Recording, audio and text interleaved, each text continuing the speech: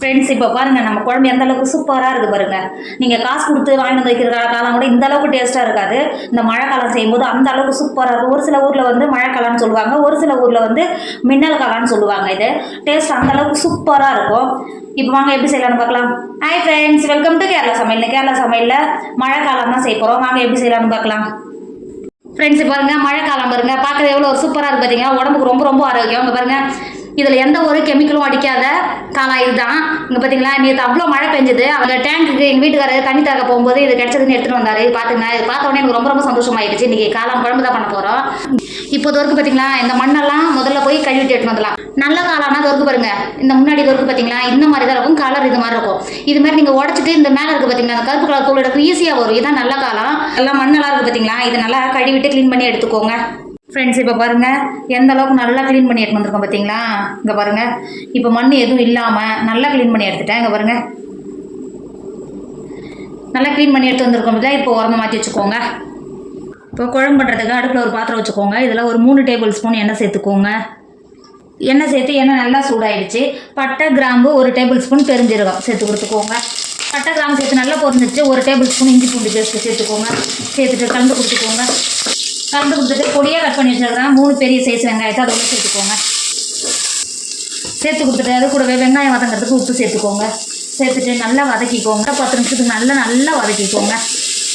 Friends இப்போ பாருங்கள், வெங்காயம் இஞ்சி பூண்டெல்லாம் நல்லா எந்த அளவுக்கு நல்லா வதங்கி வந்திருக்கு பார்த்தீங்களா. இப்போ 2 டேபிள் ஸ்பூன் குழம்பு மிளகாத்தூள் சேர்த்துக்கோங்க. அது கூடவே ஸ்பூன் சிக்கன் மசாலா சேர்த்துக்கோங்க. கலருக்காக காஷ்மீர் மிளகாத்தூள் 1 டேபிள் ஸ்பூன் சேர்த்துக்கோங்க. நல்லா கலர் இருக்கும், சேர்த்துக்கோங்க. அது கூடவே 1/2 டேபிள் ஸ்பூன் மிளகுத்தூள் சேர்த்து கொடுத்துக்கோங்க. சேர்த்து கொடுத்துட்டு நம்ம மசாலா பச்சை வடை பிறகு நல்லா கலந்து கொடுத்துக்கோங்க. இந்த அளவுக்கு நல்லா கலந்து எடுத்த உடனே 1/4 கப் தயிர் எடுத்து வச்சுருக்கேன், இது உள்ள சேர்த்துக்கோங்க. சேர்த்துட்டு நல்லா கலந்து கொடுத்துக்கோங்க. தயிர் மசாலாவோட சேர்ந்து வர மாதிரி நல்லா கலந்து கொடுத்துக்கோங்க. நல்லா கலந்து கொடுத்துட்டு ஒரு 2 செகண்ட் நல்லா கொதிக்க விடுங்க. ஃப்ரெண்ட்ஸ் இப்போ பாருங்கள், நல்லா 2 செகண்ட்லேயே நல்லா எந்த அளவுக்கு நல்லா மசாலா எண்ணெய் பிரிஞ்சு வந்தது பார்த்திங்கன்னா, மசாலா பச்சை வடை போயிடுச்சு. நம்ம முன்னாடியே கழுவி எடுத்து வச்சுருக்கோம்ல, காளான் ரோலை சேர்த்துக்கோங்க. காளான் சேர்த்திங்கன்னா நீங்கள் தண்ணி சேர்க்க தேவையில்லை, தண்ணி இதில் நல்லா இறங்கி வரும். சேர்த்து கொடுத்துக்கோங்க. காளானை சேர்த்து கொடுத்துட்டு நல்லா கலந்து கொடுத்துக்கோங்க. நீங்கள் தண்ணி எதுவும் சேர்க்க தேவையில்லை, காளான் வந்து நமக்கு தண்ணி இறங்கி வரும். நல்லா கலந்து கொடுத்துக்கோங்க. நல்லா மசாலாவோட காளான் முடியுமா நல்லா கலந்து கொடுத்துக்கோங்க. இப்போ பாருங்கள், நல்லா மசாலாவோட நல்லா கலந்து கொடுத்துட்டோம். நம்ம ஏற்கனவே 1/2 டேபிள் ஸ்பூன் மட்டும்தான் உப்பு சேர்த்துருக்கோம். இப்போது நம்ம காளானுக்கும் குழம்புக்கும் சேர்த்து 1/2 டேபிள் ஸ்பூன் உப்பு சேர்த்துக்கோங்க. சேர்த்துட்டு நல்லா கலந்து கொடுத்துக்கோங்க. கலந்து கொடுத்துட்டு மூடி ஒரு 10 நிமிஷத்துக்கு மட்டும் போட்டு வேக வச்சுக்கோங்க. இடையில திறந்து கலந்து கொடுத்துக்கோங்க. நம்ம தண்ணி எதுவும் சேர்க்கல, ஆனால் இடையில திறந்து கலந்து கொடுத்துக்கோங்க. ஃப்ரெண்ட்ஸ் இப்போ பாருங்கள், நம்ம தண்ணி எதுவும் சேர்க்கலை. இப்போ பாருங்கள் எந்த அளவுக்கு தண்ணி இறங்கி வந்திருக்கு பார்த்தீங்களா. அங்கே பாருங்கள், நல்லா கலந்து கொடுத்துக்கோங்க. இங்கே பாருங்கள் எந்த அளவுக்கு நல்லா தண்ணி இறங்கி வந்திருக்கு பார்த்தீங்களா. நல்லா கலந்து கொடுத்துக்கோங்க.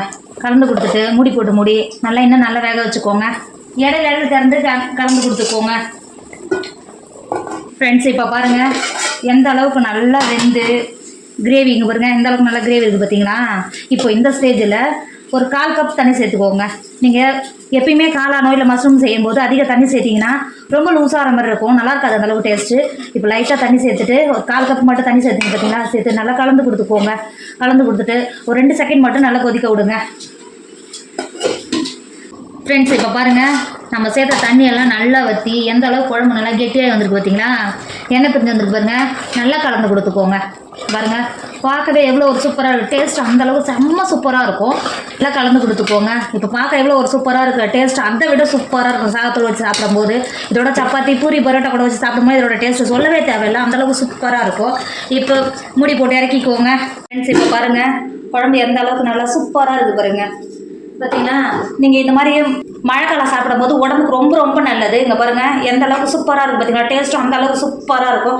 கண்டிப்பாக உங்களுக்கு கிடைச்சா கண்டிப்பாக ட்ரை பண்ணுங்கள். என்னோட வீடியோ உங்களுக்கு பிடிச்சிருந்தா உங்கள் ஃப்ரெண்டு உங்கள் ஃபேமிலிக்கு ஷேர் பண்ணுங்கள். மறக்காமல் கேரளா சமையலை சப்ஸ்கிரைப் பண்ணிக்கோங்க. தேங்க்யூ.